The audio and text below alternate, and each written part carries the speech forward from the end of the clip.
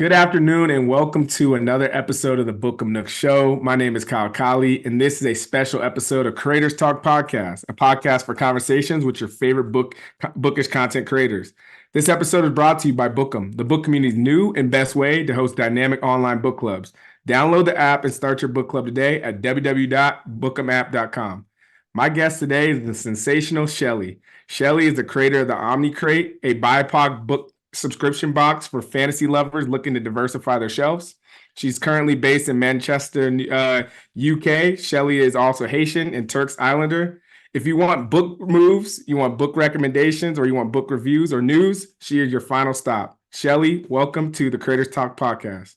Thanks so much. Really, really excited Yeah, to be super here. excited that we finally get to connect. I know we've talked a bunch through email and everything else, so it's good to kind of get to meet you first on this app. I kind of would love to talk to you about your childhood, kind of growing up and just your different culture backgrounds and all that. Like, what were some of those interesting aspects of your past life that kind of has brought you into where you are now? Honestly, it's been very interesting. So I was raised in Turks and Caicos, but I was raised as a Haitian, so it was like two cultures in one. So in my house, Haitian food, Haitian culture, Haitian music, and we spoke Haitian Creole. Wow. But obviously, I went to, you know, English speaking school with English speakers. So it was really, really fun. But I was really surrounded by a lot of Haitians as well as just local Turks Islanders. So I got to enjoy both aspects of both cultures, and they're both part of me completely, like 100%. So I always say, hi, I'm Haitian Turks Islander. Like that is fully like part of my like part, and I love like both cultures and both histories. And so I'm very proud of my like background in that sense. And honestly, being raised in the Caribbean is interesting because the island is really, really small. It's one of those, oh, everyone knows everyone or everyone has heard of everyone type of situations. Oh yeah. Yeah. But my parents were also kind of really strict. So I didn't even really leave the house a lot. I was an indoor child. So by like not choice, but just by circumstances for the most part. So I was kind of like, and yeah, still am nerdy. Um, so yeah, I was a lot into like a lot of like anime and gaming, still am. Um, and to be fair, I'm actually surprised. I wasn't much of like a reader back then. Like in terms of like the hobbies I picked up, like I didn't even really pick up books until later in life. I would like pick up a book every now and then, but I would be more into like, yeah, anime and online gaming. And anytime my brother gave me the chance, playing on his PlayStation. And then when I got to high school later on, my friends were big readers. Okay. And slowly but surely, they kind of started like introducing me to like books and just saying like, Shelley, you should read this. It's great. And I would give it a bit of a try, and I'd be like, okay, that actually was an amazing story. Maybe I'll pick up another book here and there.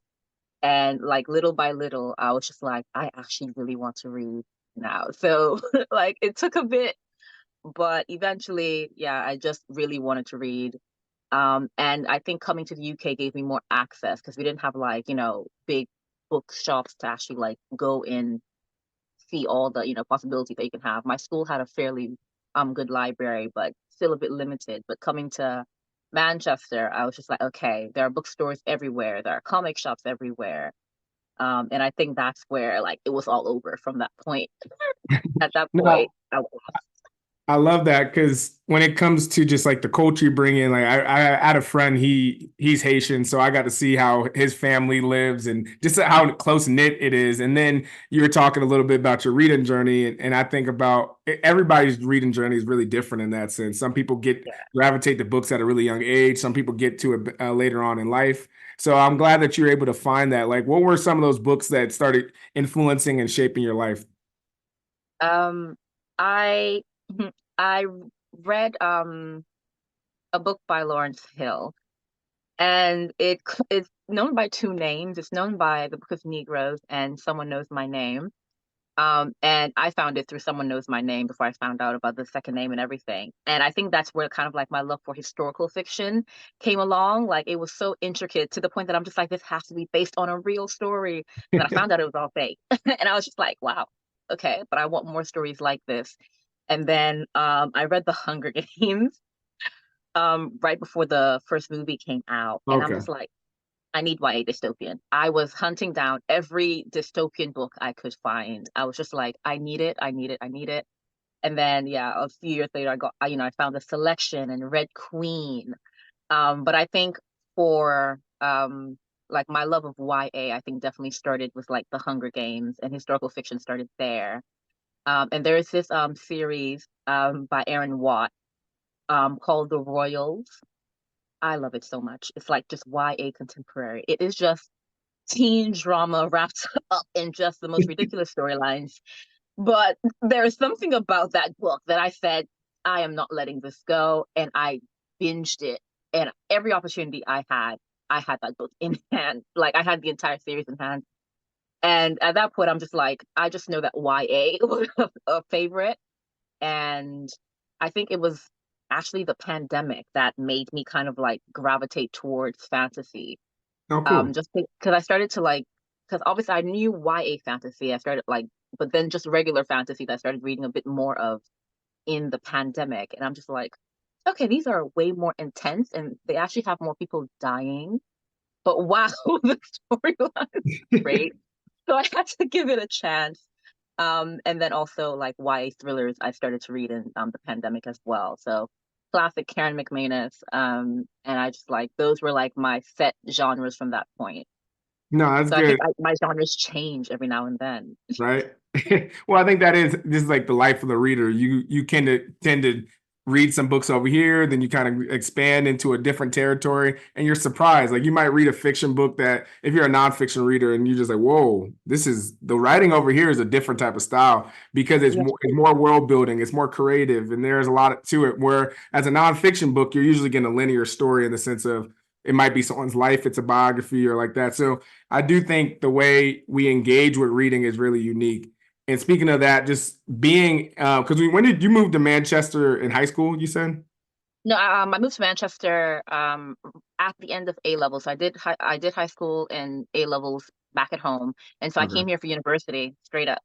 Oh, cool, cool. So, like, I'm curious to hear what your thoughts are, like international book culture. Like, how are books discussed and like integrated into the culture there? I think, yeah, I think it's actually really, really interesting because you see like the culture in books. I haven't read like much British books, I think, because a lot of the authors I traditionally followed were American. So I would read more American books and you would see like the culture. If you're reading a book from a Black author you'd see it in the dialogue that's written in the book, or even just like some small mentions about little things like our hair or even like just how we were raised. And you're just like, that's similar.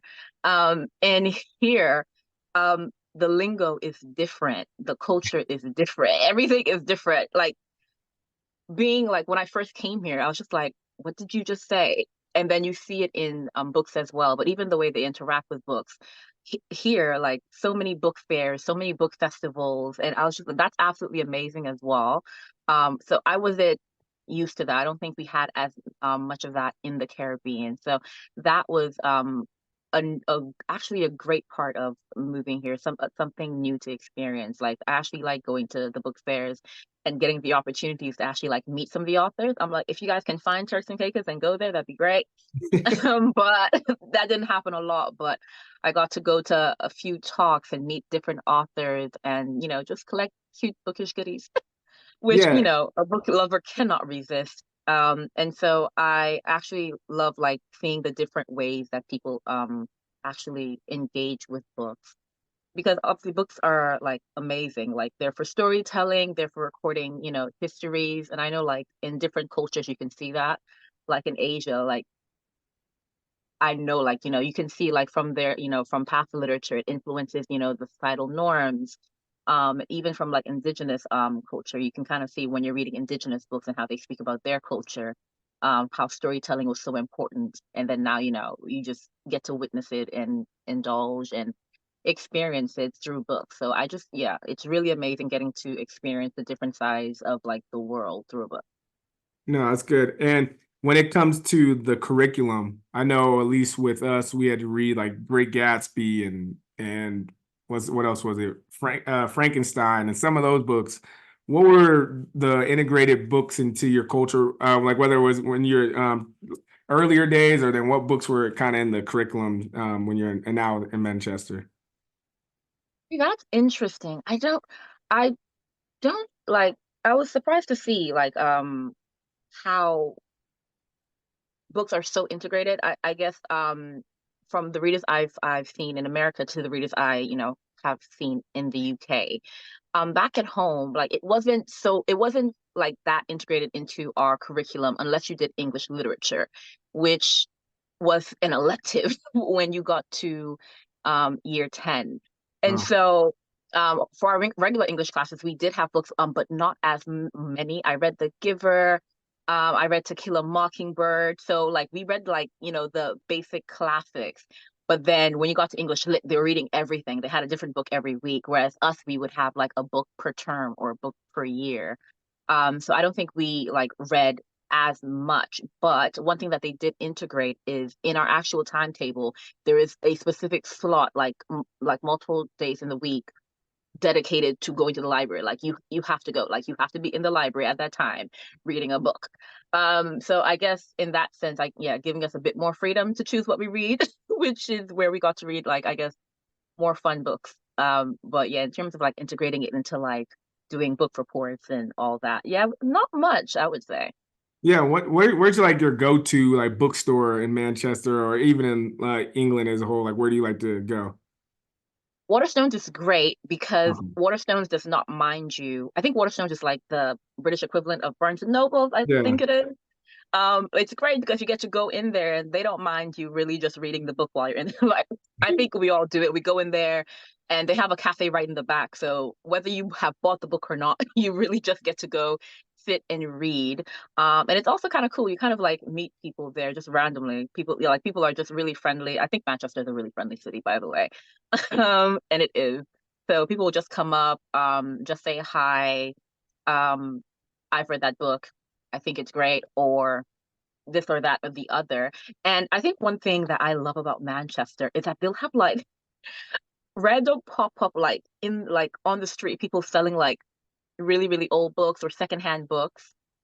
And so yeah, you be surprised like how you can really just get like a collection of goodies for like the cheapest price ever. I have quite a few Charles Dickens books that I bought for like £1 each, and they're from like the 80s. I was just like, these things are gorgeous. Like, why are you selling them so cheap? But just walking about, that happened to me a few times when I was in uni. And then close to the Arndale, which is like the mall in town, there's a bookstore as well that sells secondhand books completely, that I love stopping by as well. Honestly, I wouldn't even lie. I can't even tell you the name. I never look. I just know exactly where it's located. But yeah, so those are kind of like obviously I think the go-tos, and obviously online, Waterstones online for Amazon. No, you sold me on Manchester. I really want to go out there because Right. like I said, like I told you before, I've been to England. So I mean, yeah, I've been to England, countryside area, and then I've been to London. So just want to go more in the UK and see other places. Oh, But Manchester's speaking of great. that, yeah, like speaking of that, what's the book content creator scene like in Manchester or just England? Do you all connect a lot, or how's that work? See, Manchester specifically, I would say it not as like moving, well, not to my knowledge, like I haven't like interacted with that many people, but in general in the UK, most content creators in general are like in London, so it doesn't matter what type of content you're creating, most time around they're in London, which can get difficult because a lot of times when there are any meetups or even any events that publishers are hosting, it will most likely be in London, and so you have to get a train, and that is not always Happening. easy. um and yeah, so yeah, but obviously we live on in a digital world, so definitely have connected with a few creators on TikTok, which have been great. I've connected with there quite a few, and I think one time I just randomly, just to see where everyone was, I kind of just asked if anyone was in Manchester, and it was really interesting to see. Yeah, so I've connected with a few people, but not anyone in Manchester, to be honest, which is weird, I know. Yeah, I think the book content creator meetups are really cool, just like the way you all can collaborate and that. So that's why I was wondering like how those I connections would, can work. yeah, so yeah, I would really love to meet up in person. I'm a homebody, so to be Yeah. fair, they are probably out there, and I've never met them. There are definitely people in Manchester that I'm pretty sure I just have not met, but that's because I don't leave my house. Yes. But speaking of that, digital, you kind of stepped back into being in your book YouTuber like bag. So I'm interested to hear what made you go back to, creating more consistently on YouTube and can you talk a little bit about your book chat series? Yeah, so the whole return to Booktube was I actually returned because of the drama that erupted at the end of last year with the book bombing scandal. And I was just like, TikTok is great. And usually on TikTok, I'll make, short clips using popular sound that I think relate to it, or maybe just, a short review or something like that. But I'm like, I need more time. I need more time to speak. I'm like, there is no way I can do it. Like, I love that TikTok has like increased the time that we can record now to 10 minutes, but I'm just like, no, not enough, not enough. So I was just like, well, this is the time that I'm going to return, jump back in there, and for some reason, it kind of just seemed like there was just scandal after scandal in that time. And so I was just like, okay, this seems like a great time to make a return and actually try to be consistent. I think YouTube is harder to be consistent on because yeah, people kind of expect consistency on YouTube, whereas TikTok, you get what you get on your FYP, don't you? So I think the scandal brought me back, but it kind of just reminded me how much I actually love discussions, even though I'm technically talking to a screen. But then, like, obviously through the comments, you get to hear other people's point of view, and it's just like a back and forth with like, your commenters, and even watching other people's videos as well and see what they think. And then it like just like that video and the next, I'm just like, oh my goodness, I really, really enjoy this. I definitely have to stay on here because yeah, I actually really love this. And slowly but surely, I think I'm even like my I'm leaning more towards YouTube nowadays, to be honest. Yeah, talk to me about the importance of I would say bookish video commentary or journalism in understanding and making the book world a better place. Because I see a lot of your videos are talking about the dramas and all that. Yeah, I honestly think I think it's really, really important because I think for one, it just is in terms of like accessibility, I think it definitely helps. In today's day and age, everyone is moving, life is lifing for everyone, and some people just don't have the time to really sit down and like properly read a journal. And let's be real, a lot of people just aren't even inclined to read like articles and journals. Like I like people can read 650 pages straight of like high epic fantasy, but I think when you now pick up a journal that are quoting facts and figures, like people are just like, that's a bit too much. And so I think for accessibility, it kind of just like gives people another way to like take in like what's going on. But more so than that, I think there um bookish videos allow for more diversity when it comes to like reporting what's going on, not just in the type of people who are speaking, but more so like the actual opinions themselves. I think when it comes to like reporting the news or reporting things that happen in the bookish space on like web articles or blogs, it's kind of just like, oh, if you work for one company, you guys have several people working for you, but there's only one article or two articles that comes out on this one situation, and we don't know if it reflects everyone's thoughts. I mean, they will say this reflects, the values of the company, but individually, what does everyone think? So I think with bookish videos, you get that. You get the diversity of thought, and because you get like the comments, it's also great for engagement. I know that obviously with blogs and articles, you do have the opportunity to like leave comments, but I think with bookish videos, it's definitely more engaging. Like the poster is having like proper conversation with people who are commenting, whereas on like other articles, it's like it doesn't happen as much. So I think that, that engagement also is really, really important to actually just see where people's heads at, like where do people stand, what do people think going forward, with whatever has been discussed in the video. So I think like bookish videos are super, super important. Like that change in media and how you consume your information is definitely important. And in the digital age where people are like not just used to, but like more so enjoy taking in different forms of media. I think it's great for entertainment purposes as well. Like I can read, an article and that's great, but I can also watch a video and get a bit of enjoyment in it. The videos always come with the video recorder's personality and their own personal takes, and that always, that definitely gives us a lot of fun. Yeah, you hit a good point because a lot of times when something goes off, say it's on Book Talk or Bookum or anything that happens that we're not sure like what happened, people are just kind of like, hey, I can't believe she did that or this person did this. And you're trying to find the thread of like the whole conversation. And then you go onto the internet and you try to type in some of these names. So you're like, that author that came at this writer, what was that? And you go look and there's nothing there. So you are talking about a great point. A lot of times these things are happening and there's not really a great journalistic moment that's like talking about it. So with your videos and like obviously other content creators that talk about it, you bring in that worldview, especially even kind of going back to what we're talking about, the way you see it internationally might be different than how we see it in America. Yeah, and I also think, to be fair, I think it's more so from my experience, but from what I've experienced from being on BookTube, like and even Book Talk, like people are fairly supportive as well. So even with my recent video, I was just like, guys, this is what I've collected in terms of information. But I was just like, do go and check out with Cindy's video because she's an amazing booktuber and she always has great informative videos. And booktubers are not afraid to do that at all. It's just like they're not afraid to refer you to another video or just tell you to go and support another person who you can get more information from or a different perspective from. So I think that space as well from the creator side is great in terms of like bookish videos. That's a good point. And how do you decide what you want to talk about? Because there is a lot of book drama. I don't know if you can just go into every single one that comes out. So, how do you decide which ones are worth having your commentary on it versus ignoring?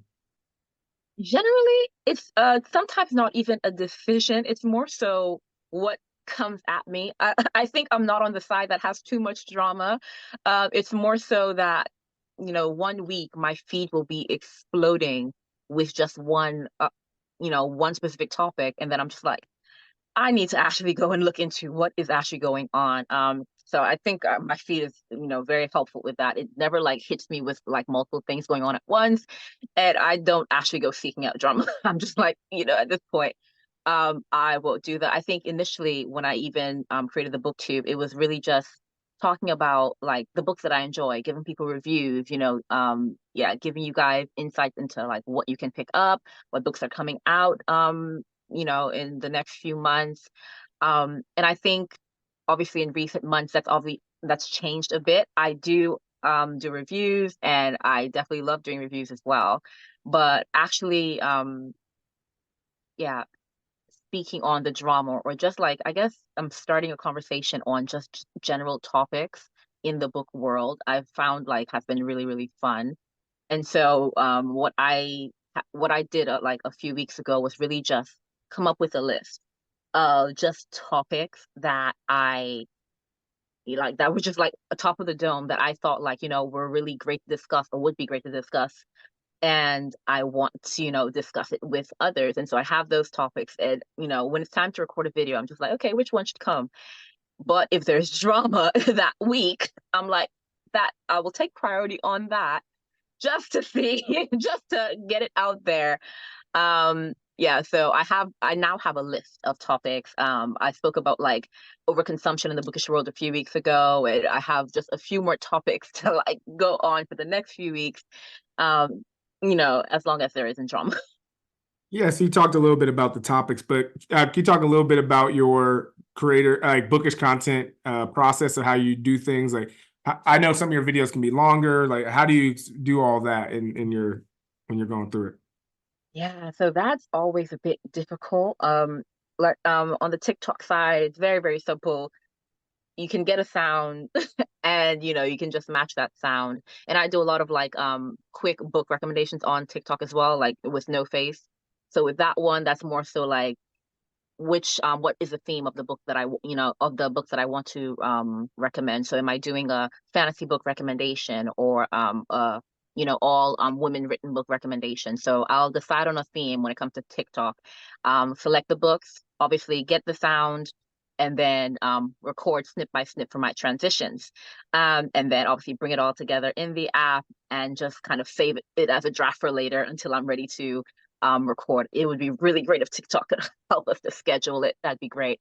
On the YouTube side is different, depending on what I'm speaking on. So if it's a classic book review, I have two styles of book reviewing. I can just do a classic rant where I'm just going off the top of the dome on what I remember, what I thought, and that can just lead to a bunch of screaming, but those are always fun. Or it can be like actually very, very structured. And I have obviously my book journal that has all of my book reviews and book thoughts.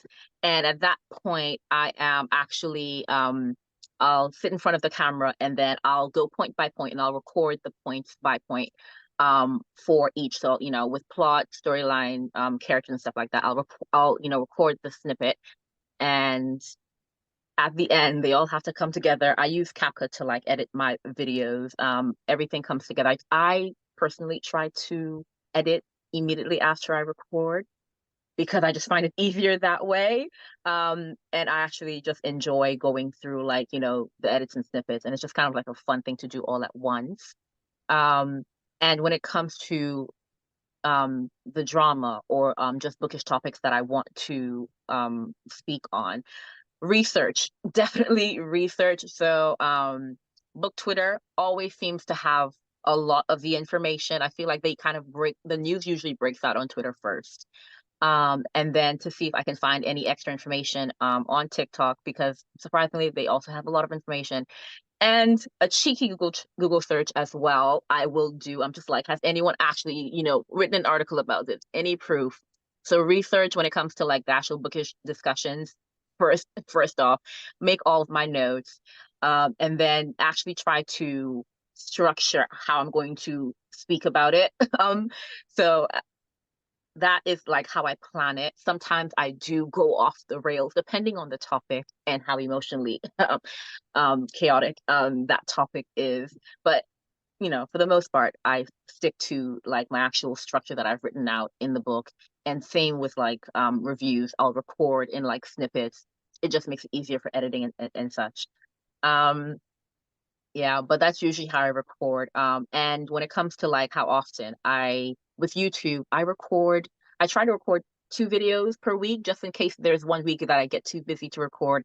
I have that, video in the back burner that I'm just okay, I know I have a video ready to go out. And with TikToks, I batch record. I definitely batch record. I know that people are just they just pick it up in bed. I'm just honestly, I cannot be asked. I batch record, I draft them, and then I'll post them.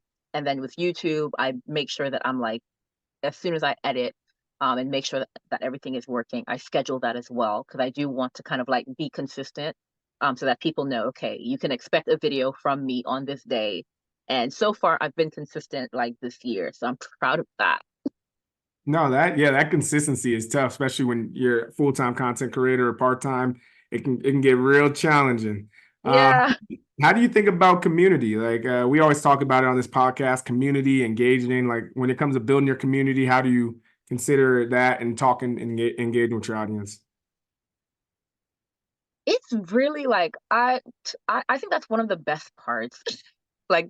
Actually engaging with them.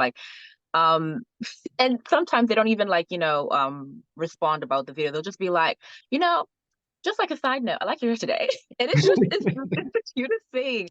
And I always let them know in videos how much I just appreciate their comments, just to actually be able to, even though you're not in person, we can still actually have a discussion on it.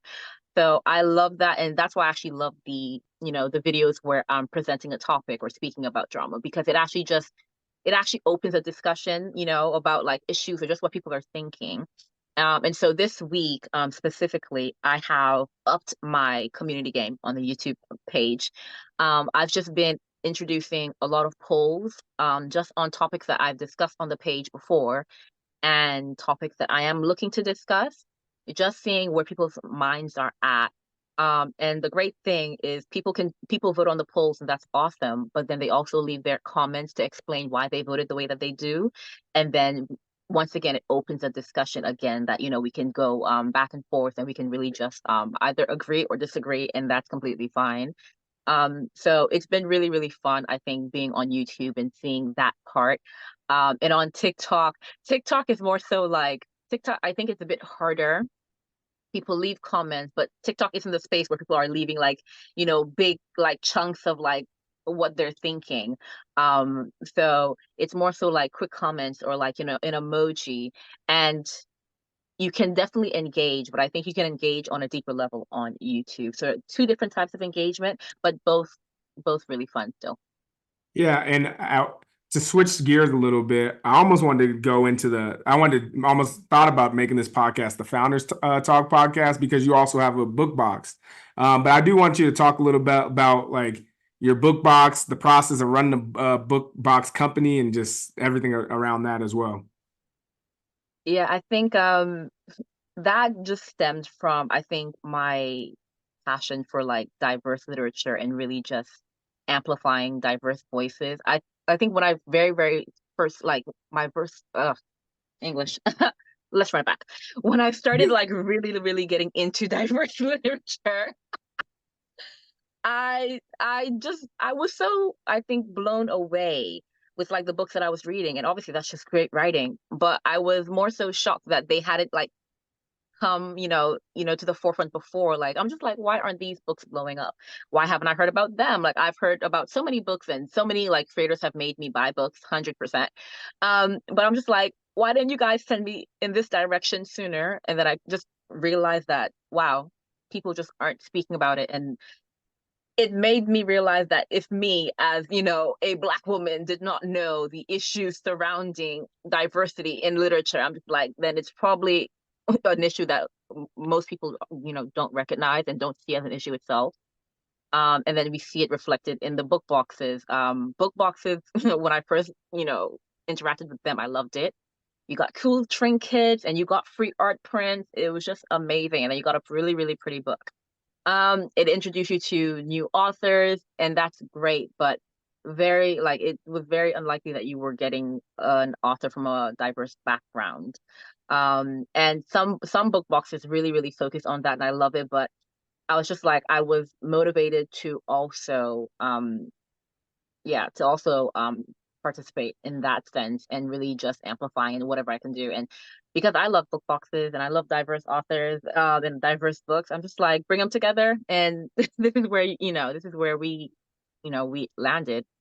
And it was great. Obviously difficult, like absolutely difficult, like sourcing products and getting in contact with publishers so that you can, obviously get the books, and then, actually getting the designs, everything. So difficult because it is very, very time consuming. But I think at the end, when everything gets produced, like the first time, like, like they call you, it's just like, oh, your products have arrived. And then you open the very first one, then you see it. It's like, this is gorgeous. And then you see the reviews as well, and people appreciating being highlighted, or people appreciating seeing their people from their background and their voices being amplified. You're just like, okay, even on a small scale, like very, very small things being done have like they make a difference. So I was just like, yeah, was there or does there? I definitely see my role as being someone who, even on a small scale, will definitely help in amplifying like not just Black voices, but like voices from like different backgrounds everywhere. So I definitely felt motivated, and I'm happy I did it. Did you have to drop ship everything, or were you curating the boxes at your house and all that yourself? 100% at my house. At your house? Oh, wow. Oh, dang. Congratulations. 100% at my house. Like honestly, Nah, that's tough. yeah, I think yeah, getting the logistics of everything is another difficult part, especially when it comes to like shipments. But slowly but surely, things are getting easier. Like changes have been made, obviously, now in how we're running, but at the same time, the mission is still the same, which is amplifying Black voices and diverse voices, so Indigenous and other people of color, just all of their voices, making sure that their voices are heard, their books are read, their stories are read, and their cultures are understood and enjoyed. So I'm loving it. Yeah, the cool thing about it is like once you build that community, you can always like, even if it's not necessarily dropping books each month, you can still have a book club and all these other different things that kind of work off of that still want to read those books. I guess the last thing on that was how'd you like curate which book you wanted to choose per month? Did you have like a process or anything specific for that? The way I initially did it was that I chose like a continent. I was just like, okay, if I can choose a continent, then I can ensure that, in rotation, I am, exploring different cultures regardless. I'm just like, so the very first book box was, inspired by African books or books that were written by African diaspora or inspired by African culture. Um, and that was so beautiful and I loved it. And then, obviously we've done Latin America, which was the recent box that was earlier on in the year. And then we did Southeast Asian books. And that box, I absolutely loved that one because I think West African mythology is becoming more popular. And so doing that box was amazing. But I think because it's becoming more popular, I'm just like, great, those voices are being heard a bit more. But then I had one moment where I was reading so many Southeast Asian books, and I'm just like, oh my goodness, guys, you need to read all of this. And they weren't getting the attention. And so that box I absolutely loved. And Latin American culture, oh my goodness, it's just so beautiful. It's colorful, it's vibrant, it is delicious because their food is amazing. So I think with each box, yeah, there was always something that I loved. And I just made sure that that way I'm really just tackling like different cultures and not showing favoritism to one. So continent was the best way. I'm just like, yeah, I'm just going to make sure I go around the world. And in that way, we're definitely not leaving anyone out. Yeah, yeah, definitely want to give you your flowers because like you said, it's not easy to run a business like that, and just like the process and the care and all of it. It's just really cool. As we kind of wrap up, I would love to get into your book preferences. Like, what's the last book you've read? What are you reading now? What do you plan to read next? Okay, so I am I'm a multi-reader, so I can read books like at the same time. That some people say it's a bad habit, but I just need it. I The do. last book I read was a middle grade fantasy. It was Speculation by Nisi Shaw. Oh my, I loved it so much. Um, the premise was amazing, and one thing I loved about it was just the magic system in that one was it was fresh, it was new, like magic by glasses and by speculation.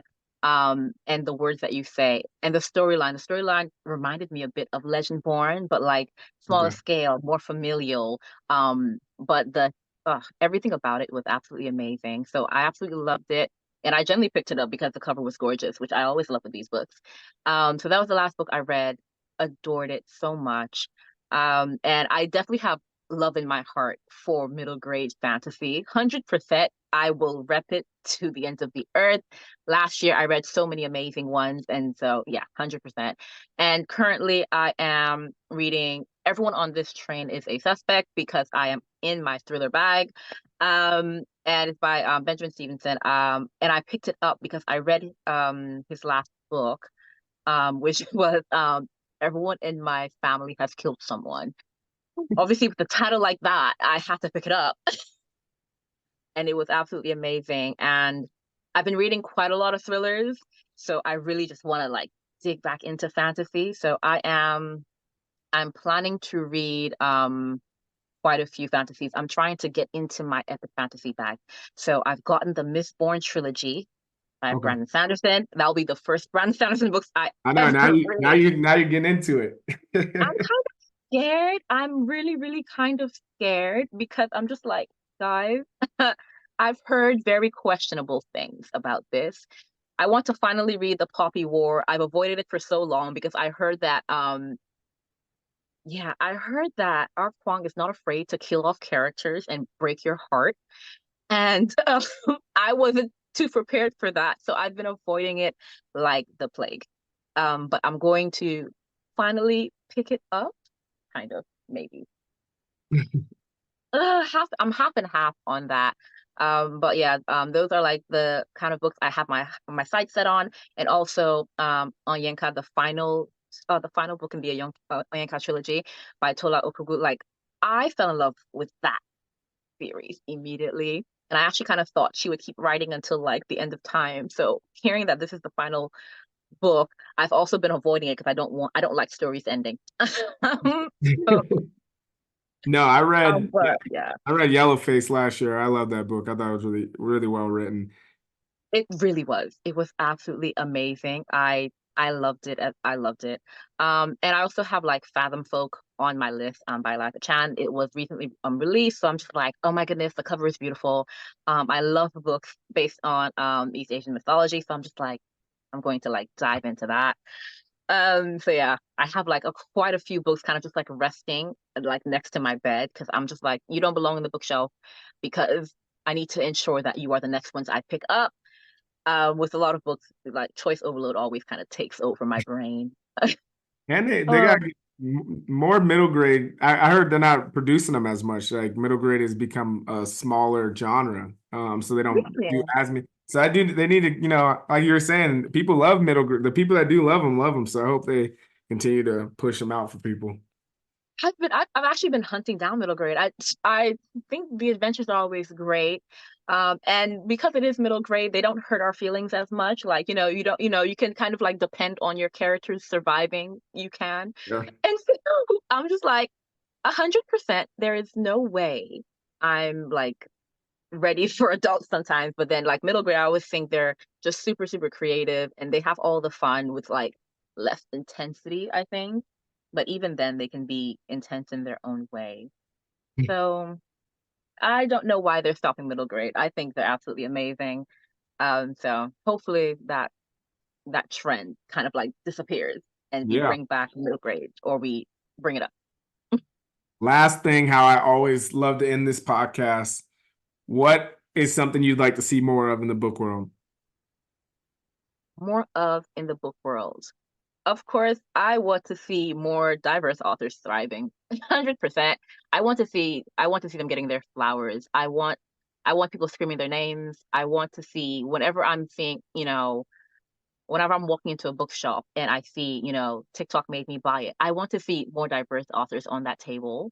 Like I my entire plan is to really just shout to to the ends of the earth, to the top of my lungs, as much as I possibly can until like I am seeing these authors like everywhere.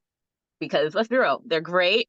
Not to say that the others aren't, but they're great. So I want to see people actually like taking like diverse authors seriously, giving them like their due flowers and really just making things actually fair for them.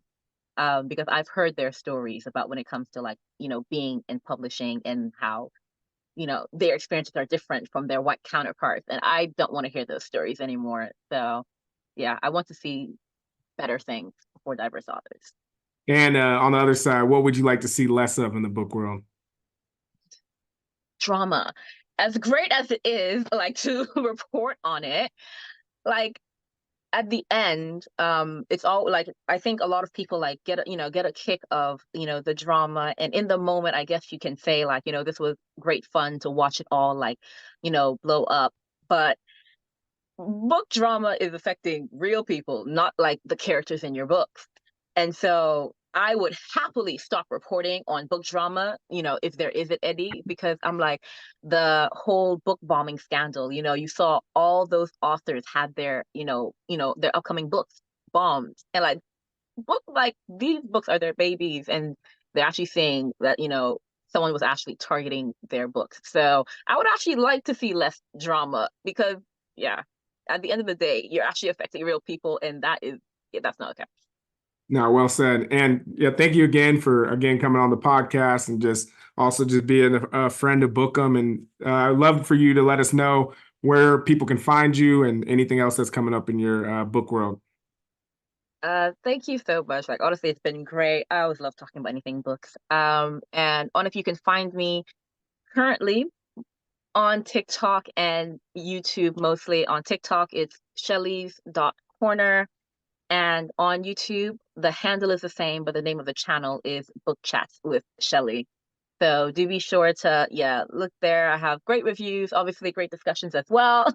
So whatever your preference is, you can probably find something there. Perfect. I'll make sure to put that in the show notes. Again, thank you, Shelley, for being on the Creators Talk podcast. Have a great rest Thank of you your so much, Kyle. Yep.